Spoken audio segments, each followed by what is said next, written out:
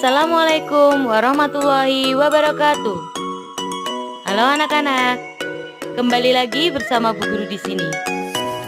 Untuk hari ini kita akan belajar tentang tema 3, subtema 2, pembelajaran 1 dan 2 tentang keberagaman makhluk hidup di lingkunganku. Untuk materi pembelajaran hari ini yaitu Bahasa Indonesia KD 3.3, IPS KD 3.1, PPKN 3.2, IPA KD 3.8, dan SBDP KD 3.4. Untuk tujuan pembelajaran hari ini yaitu pembelajaran 1, yang pertama, siswa mampu mengidentifikasi tugas narasumber dengan tepat dan mampu mengidentifikasi sikap-sikap pewawancara yang baik dan benar. Yang kedua, siswa mampu menjelaskan tentang cara melestarikan sumber daya alam. Yang ketiga, siswa mampu mengidentifikasi tentang pemanfaatan hewan sebagai sumber daya alam dan perannya dalam menjaga keseimbangan alam. Setelah itu, pembelajaran kedua, yang pertama, siswa mampu mengetahui bagaimana sikap bijak kita terhadap hewan peliharaan kita. Yang kedua, siswa mampu menjelaskan teknik membuat mozaik dengan benar. Nah, kita masuk pada pembelajaran yang pertama yaitu narasumber dalam wawancara. Narasumber adalah orang yang bertugas memberikan informasi yang dibutuhkan pewawancara dengan menjawab pertanyaan. Sebelum melakukan wawancara, maka kamu harus menemukan narasumber yang tepat. Nah, untuk syarat sebagai narasumber ada di samping berikut. Yang pertama, memiliki pengetahuan di bidang tertentu yang berkaitan dengan topik wawancara. Yang kedua, memiliki keahlian tertentu dalam suatu bidang tertentu. Sedangkan yang ketiga, mengalami atau terlibat dalam peristiwa yang berkaitan dengan topik.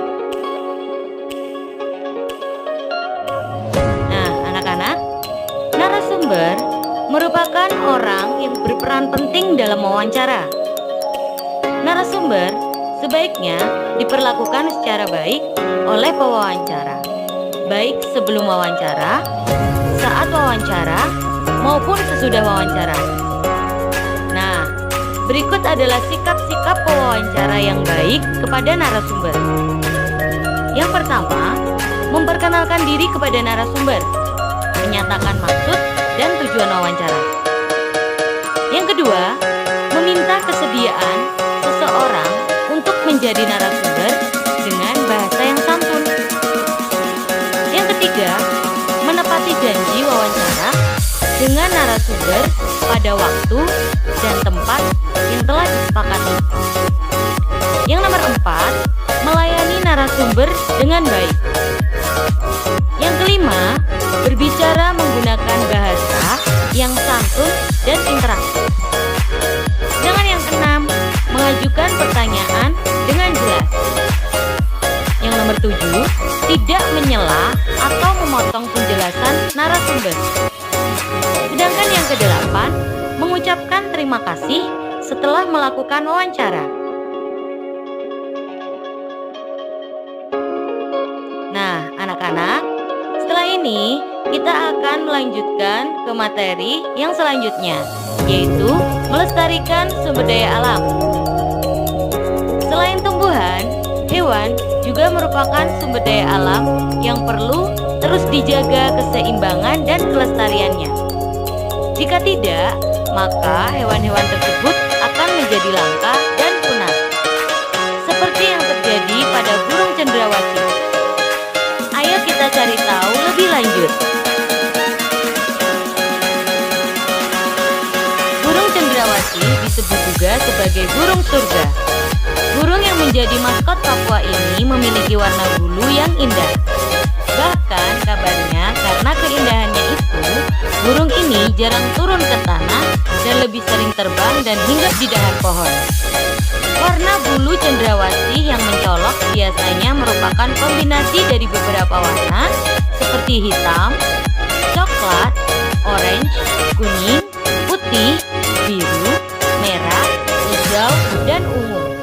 Burung ini semakin molek dengan keberadaan bulu yang memanjang dan unik yang tumbuh dari paruh, sayap, dan kepalanya. Warna yang bermacam-macam menjadi salah satu penanda untuk mengelompokkan jenis mereka. Habitat aslinya di hutan-hutan lebat yang umumnya terletak di daerah dataran rendah dan hanya dapat ditemukan di Indonesia bagian timur. Burung cendrawasih mati kawat adalah jenis yang menjadi identitas Provinsi Papua. Masyarakat di Papua sering menggunakan bulu cendrawasih sebagai pelengkap atau hiasan dalam pakaian adat mereka. Keberadaan burung cendrawasih kian lama kian terancam. Perburuan dan penangkapan liar serta kerusakan habitat menjadi beberapa penyebab utamanya. Bulu cendrawasih juga diperdagangkan digunakan sebagai penghias topi wanita di Eropa. Tapi kini burung cantik ini menjadi jenis satwa yang dilindungi. Beberapa jenis cendrawasih yang masuk dalam daftar dilindungi antara lain cendrawasih kuning kecil, cendrawasih botak, cendrawasih raja, cendrawasih merah, dan toa. Berikut adalah beberapa hewan yang terancam punah dan harus dilindungi. Yang pertama adalah harimau Sumatera. Yang kedua adalah orangutan. Ada juga badak Sumatera dan ada gajah Sumatera. Selain itu, masih ada hewan-hewan lainnya yang harus kita lindungi karena mereka juga terancam punah. Yang selanjutnya ada pemanfaatan hewan sebagai sumber daya alam. Hewan dimanfaatkan sebagai bahan makanan, bahan obat-obatan, dan dimanfaatkan tenaganya oleh manusia. Di bawah ini adalah beberapa contoh hewan yang dimanfaatkan oleh manusia. Yang pertama ada ayam. Ayam dimanfaatkan untuk diambil telur dan dagingnya. Yang kedua ada sapi dan kerbau. Sapi dan kerbau dimanfaatkan dagingnya dan tenaganya untuk membajak sawah. Yang selanjutnya adalah hewan-hewan peliharaan. Contohnya ada anjing, kucing, ikan, dan burung. Mereka semua dimanfaatkan sebagai hewan peliharaan. Nah, kamu bisa perhatikan gambar selanjutnya. Di situ ada ular dan tikus. Hewan juga berperan dalam menjaga keseimbangan alam. Contohnya adalah ular dan tikus. Ular akan memakan tikus sehingga jumlah tikus akan berkurang dan petani dapat memanen padi. Dan sebaliknya, bila ular mati, maka tikus semakin banyak dan petani tidak akan memanen padi. Ular di situ berfungsi sebagai penjaga keseimbangan alam, yaitu keseimbangan jumlah tikus dan tanaman padi. Berikut adalah cara untuk menjaga keseimbangan alam. Yang pertama, tidak memanfaatkan hewan secara berlebihan. Yang kedua, menjaga tempat hidup atau habitat hewan. Yang ketiga, tidak membeli barang yang berasal dari bagian tubuh hewan. Selain pemanfaatan hewan sebagai sumber daya alam, kita juga harus bijak terhadap hewan, apalagi dengan hewan peliharaan kita. Hewan peliharaan adalah makhluk hidup. Kita berhak memiliki hewan peliharaan, tetapi juga wajib merawatnya. Jika tidak, hewan itu akan menjadi kotor dan berbau. Ketika mempunyai hewan peliharaan, kita wajib merawatnya. Ketika kita merawatnya dengan baik, akan membuat hewan peliharaan kita sehat. Misalkan dengan memberi makan, membersihkannya, memberikan tempat yang bersih, dan mengobati jika hewan itu sakit, dan menyayanginya. Bayangkan jika hewan peliharaan kita kotor, pasti akan mengganggu lingkungan. Nah, pembelajaran yang selanjutnya adalah langkah-langkah membuat mozaik. Siapa yang pernah melihat mozaik? Mozaik adalah karya seni yang menggunakan potongan bahan berukuran kecil dan sejenis untuk ditempelkan pada sebuah bidang. Bahan-bahan yang dapat digunakan untuk membuat mozaik adalah potongan kertas origami, daun kering, biji-bijian, cangkang telur, potongan kayu, dan korek api. Di samping adalah langkah-langkah pembuatannya. Kamu bisa perhatikan langkah-langkah berikut yang ada di samping.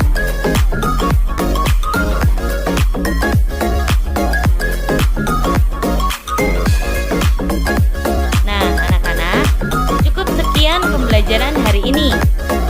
Semoga materi hari ini bermanfaat untuk kalian semua. Terima kasih. Tetap semangat dan sehat. Wassalamualaikum warahmatullahi wabarakatuh.